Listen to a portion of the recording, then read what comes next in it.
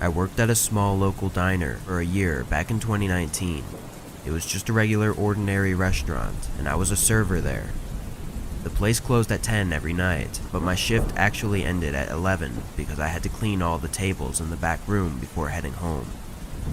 It was a normal night of closing alone, and I just locked the doors at 10 p.m.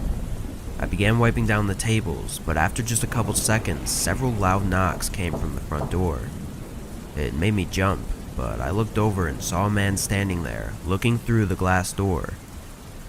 I spoke loudly, telling him the place was closed for the night. This has happened before, so it wasn't much of a big deal, but the guy stayed there for a little bit as if he didn't understand what I said. I walked closer to the door. Sorry, the store closed at 10. We aren't taking any more orders tonight. I spoke even louder this time, so I knew he heard me. The guy looked at me for a second with no reaction, before making a slight smile and turning around as he walked away. I thought he might have been drunk or something, but I forgot about it after a couple minutes and continued with my work. I finished cleaning all the tables and started wiping down the front counter when I saw out of the corner of my eye a figure moving towards the front door, followed by knocking again. It was the same guy from 15 minutes ago, standing right outside, looking through the door at me. I'd never had someone do this before, so I was more annoyed this time. I raised both of my arms up as in a "what are you doing" kind of gesture. The man, still staring at me, knocked again. I told him with a very loud and strict voice that we were closed and he needed to leave. This time though, he looked very bothered by what I had said. He tensed up, then gave the door a small push as if to test if it was locked or not, before walking away. What the hell is wrong with that guy? I said out loud to myself as I walked towards the front windows to make sure that he was leaving the area. I didn't see him anywhere in the parking lot, so I figured he was gone for good. I checked the time and was slightly annoyed as it was later than I was hoping, but just as I began walking over to the counter, a sudden loud bang came from the restaurant's back door. I froze in fear as I wasn't confident whether or not the back door was locked, but a couple seconds later they began hitting the door over and over. Knowing now that the door was locked, I knew I needed to leave while I still had the chance. I sprinted out the front door and got my car, calling the police as fast as I could. After a minute or two, I could see through the restaurant window as the man appeared and began looking through the whole building. Then he tried to open the cash register, but I think he gave up after a few tries, and then he disappeared to the back of the store. Once the police arrived, they made sure the man was gone and then got the whole story from me. The back door had huge dents in it, and the door handle was almost completely gone, clearly having been beaten by a hammer or something. But other than that, there wasn't much damage, or even anything stolen aside from the tip jar that we kept at the front counter.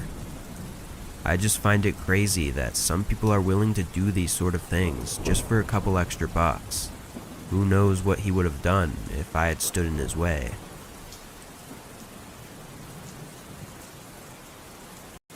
I spent most of my 20s working at a variety of stores as a stocker, basically just putting products on shelves all day. After a few years though, I took a job at a common pet store that required me to work at multiple locations. I'd basically get a small van full of boxes every day, and I'd drive to all the stores in the area and fill their shelves, then drop the van off at the warehouse when I finished. The thing about this job though was that I'd pick up the van at 2 p.m, and so I wouldn't get out until 12. But most nights it would take much longer, and I'd have to do 1 to 2 hours of overtime. This wasn't too big of a deal for me, because with the overtime I was making really good money, but the shift did make it hard to have a normal life. Anyways, I had been doing it for several months already, and it was just like every other shift. It was 11 p.m. and I was heading to the last store, which meant I probably wouldn't get back to the warehouse until 1 a.m. Obviously, the pet stores closed at 9, so I'd always be the only one there. There was a small dock in the back that I could pull my van next to, and then take my dolly out and roll the boxes in, so I pulled up as usual and unlocked the door to the building. I rolled in 3 large stacks of boxes and began moving each box to the aisle that the product belonged to when I heard a small thud from the front of the store. I looked up and stood there quietly for a few seconds, then went back to work after there were no more noises. I did get creeped out sometimes when working in the stores alone at night, but I'd gotten used to it at this point. When the buildings are quiet, you can hear sound you normally don't, like the air conditioning turning on and off, so I figured the noise was just another random sound that the building made. I finished unloading the boxes to the aisles and began opening them and stocking the product. I was probably halfway done and nearly 45 minutes in when I heard the distinct sound of a single cough echo through the building. I froze, staring at the front of the store again. I could feel my heart instantly start racing as I was absolutely terrified. Nobody was supposed to be here, and I knew that if they didn't have bad intentions, then they would have said something when I came in. After waiting for almost a minute, I slowly and quietly started stepping towards the back door. Once I made it outside, I shut the door and locked it. Feeling much safer now, I got into my van and pulled my phone out to call 911. Just as I did that, I heard footsteps rushing towards the door from the inside, followed by the door handle moving slightly. The door was key-locked, so I knew they wouldn't be able to open it, but it was still terrifying and made my adrenaline start pumping. Then, loud, harsh banging and possibly even kicking came from the other side of the door. The man started yelling, pleading with me to let him out. I could hear the anger and rage in his voice. I didn't respond and hurried to call the police. As I was on the phone, the man was swearing and cursing, repeatedly hitting the door and aggressively trying to get it open.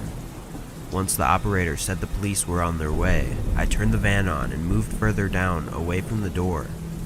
I know I should have been safe and just driven far away, but part of me wanted to make sure that this guy didn't escape before the police arrived.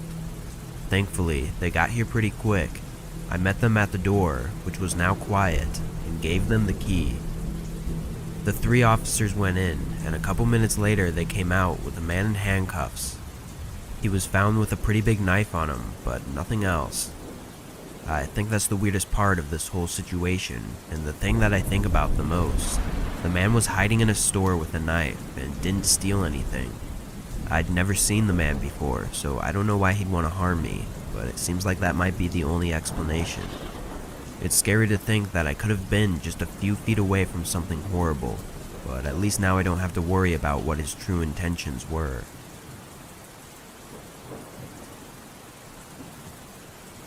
For almost 3 years, I worked overnight at a fast food restaurant as the drive-thru attendant.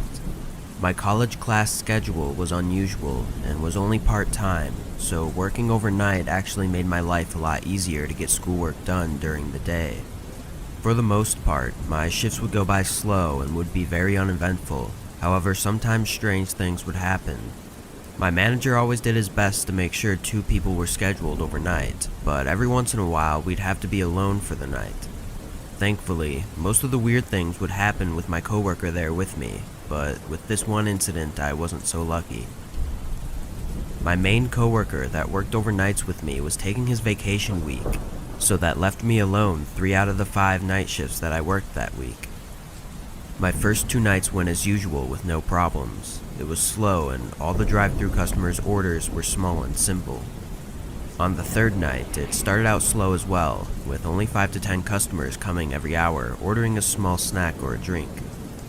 Then around 2 a.m., there was a long break of nobody showing up for almost 45 minutes. I kept my headset on in case someone pulled into the drive-thru, but decided to start cleaning while I had extra time. There wasn't really anything else to do, so cleaning was my way of passing the time. I'm not really sure how long I was cleaning for, as I was never interrupted. But I passed by the front counter at one point and noticed bright headlights shining through the front window of the store. The car was parked right outside the doors. Our restaurant's dining room closed at 9 p.m. every night, and only kept the drive-thru open, so it was a little weird that someone was parked there. But of course, I didn't really think too much of it, as they could have just parked to pull up directions on their iPhone or something, so I continued with my cleaning. A few minutes later though, my headset beeped, signaling that a customer was in the drive-thru lane. I quickly made my way to the window and asked how I could help them. A man spoke softly, asking for a large soda. I told him to pull forward, then began pouring his fountain drink as usual. The guy pulled up really quickly though, so I was still pouring the drink, but I could see in the corner of my eye that he was looking in the window at the restaurant. Some people did this, but I never understood why because it makes it really awkward. But I finished up and handed him the drink. He gave me exact change, then I thanked him, telling him to have a good night as I stepped away and went back to cleaning. I wiped down a few counters and reorganized a small shelf, but as I passed by the window, I jumped back a little, as the man was still there, staring at me. Did you need something else, sir? He didn't respond for a moment, not even reacting to my question, before he finally said no and drove away. The guy must have been sitting there looking in the window for a whole 5 minutes while I was cleaning, which was really creepy and weird, but I knew the doors to the restaurant were locked, so I still felt somewhat safe. Again, I kept my headset on and went over to the front counters to wipe them down. A few more minutes go by before there's a beep in the headset again, but when I got to the computer and asked what they wanted, nobody answered. I asked again and still got no response. So I turned around and looked at the cameras behind me that showed live footage of the drive-thru line. Strangely, the car passed the ordering station and was stopped several feet behind the window I was standing at. I looked closer and could recognize the car as the man from just a few minutes ago. At this point, I was starting to get pretty nervous, so I backed away from the window and stood around the corner. The way I was positioned, I was out of sight from the window, but I could still see the footage from the camera. I couldn't tell what the guy in the car was doing, but I could see movement in the grainy video. A minute later, he pulls the car up quickly and starts banging on the window aggressively.